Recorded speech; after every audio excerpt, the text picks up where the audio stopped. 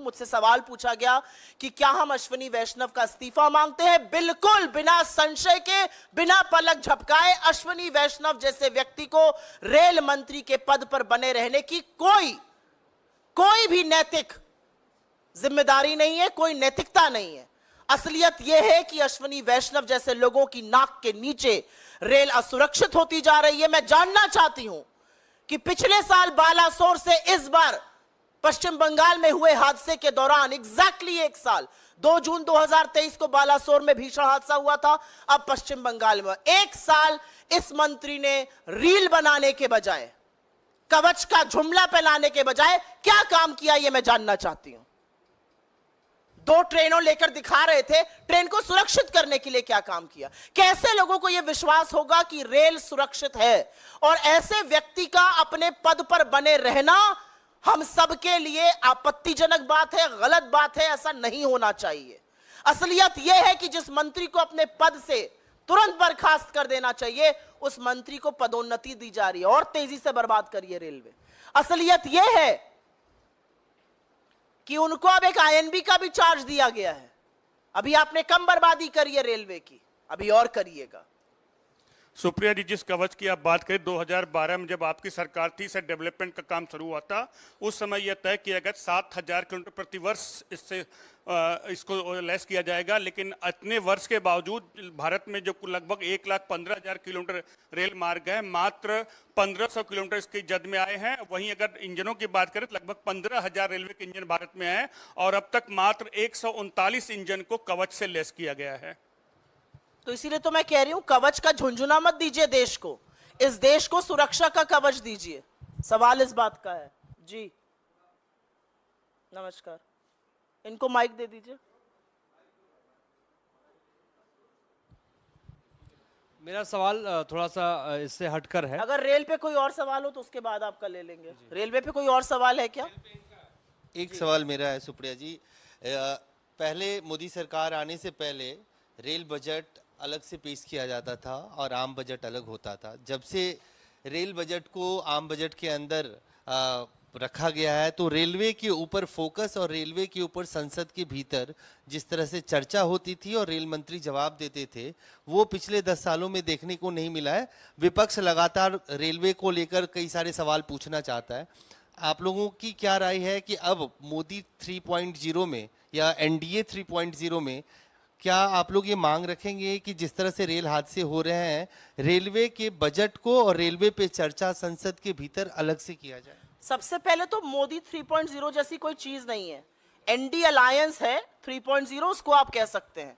63 सीटें हार के जबरन अब आप कुर्सी से चिपक कर फेविकोल से प्रधानमंत्री बन जाइए तो अलग बात है, खींचतान मची हुई है, आप देख ही रहे। आपने मुझसे डायरेक्ट सवाल पूछा रेल बजट को लेकर। मेरा अपना मानना है, सरकार का हर काम, सरकार का हर निर्णय, सरकार का हर फैसला उसकी प्राथमिकता को दिखाता है। जिस दिन आपने रेलवे बजट को मेन बजट में अलाइन कर दिया, उस दिन आपने दिखा दिया कि रेलवे आपकी प्राथमिकता नहीं है।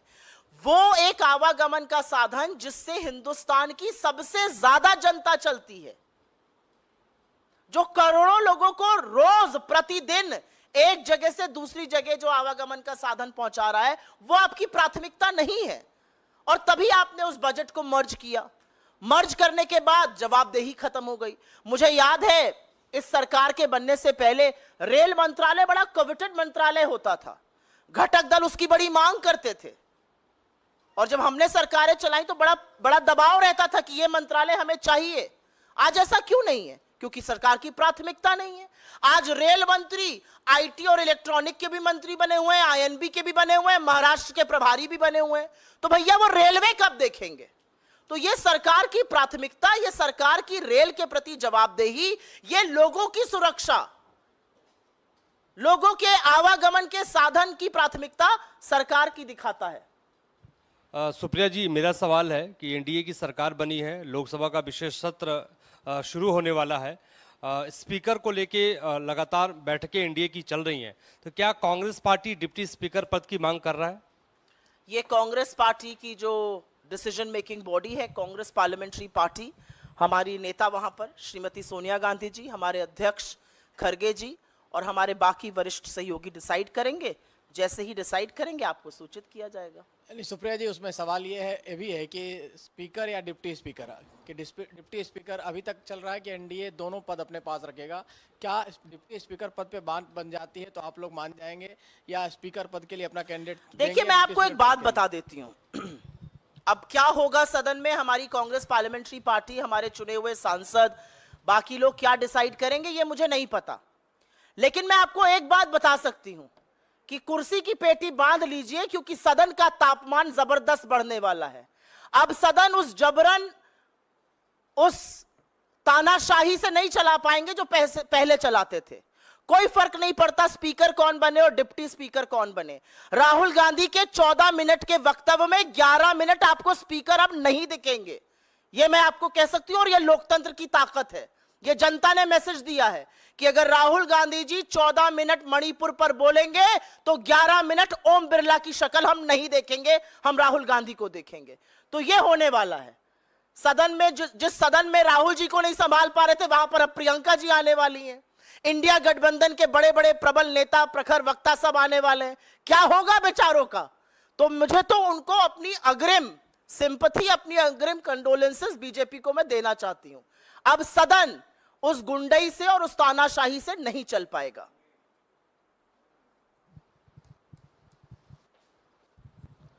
मैम, मेरे दो सवाल हैं। जी। एक, राहुल आपका तो गांधी एक ने, कभी होता ही नहीं है। जी मैम, एक तो कभी आपका होता ही नहीं है। जी जी बताइए। तो राहुल गांधी ने चुनाव नतीजों के बाद पहला इंटरव्यू फाइनेंशियल टाइम्स को दिया है और उसमें उन्होंने ये बड़ा बयान दिया कि मोदी सरकार को टिकने के लिए संघर्ष करना पड़ेगा। ये भी दावा किया कि बीजेपी के कैंप के कुछ नेता उनके संपर्क में हैं। इसको लेकर के मैं चाहूंगा कि और थोड़ा विस्तार से आप बताएं कि टिकने के लिए संघर्ष करने वाली बात और बीजेपी कैंप के नेताओं के संपर्क में रहने वाली बात का आधार क्या है, पहला। और दूसरा, आम आदमी पार्टी की राज्यसभा सांसद स्वाति मालीवाल ने आपके नेता राहुल गांधी समेत तमाम इंडिया अलायंस के बड़े नेताओं को पत्र लिखा है और उनके साथ जो कथित पिटाई हुई सीएम आवास पर, उस मामले में मिलने का समय मांगा है। क्या आपके नेता स्वाति मालीवाल से मिलेंगे? मैं पहले सवाल का जवाब दूंगी, उसको प्रखरता से दूंगी और उसके बाद आपके दूसरे सवाल पर आऊंगी। प्रत्यक्षम किम प्रमाणम, राहुल जी ने जो बात कही है ये तो दिख रहा है आपको। 63 सीट नरेंद्र मोदी की कम हो गई, बैसाखियों पर टिके हुए हैं, बैसाखियां बवाल मचा रही हैं। पहले दिन उनके घटक जल जेडीयू ने कहा अग्निवीर जाना चाहिए, उसके बाद उन्होंने कहा जातिगत जनगणना होनी चाहिए। टीडीपी ने कहा हम डंके की चोट पर 4% मुस्लिम आरक्षण लागू करेंगे। वो कह रहे हैं बार बार पेगासस की जांच हो। राजभर जी जाकर, जो उनके घटक दल है यूपी में, हर जगह जाके कह रहे हैं मोदी और योगी की वजह से हार गए। अरे घटक दलों को 2 मिनट छोड़ दीजिए। जो आइडियोलॉजिकल फाउंटेन हेड है, जो सैद्धांतिक विचारधारा से जिसकी नाड़ी जुड़ी हुई है, आरएसएस पाठ पढ़ा रही है कि विरोधियों को प्रतिपक्ष में अपना दुश्मन मत समझिए। वो पाठ पढ़ा रहे हैं कि आपके अभिमान के चलते भगवान राम ने आपको 200 के ऊपर कुछ सीटों पर रोक दिया। वो पाठ पढ़ा रहे हैं कि मणिपुर जल रहा है, उसका त्वरित फैसला होना चाहिए।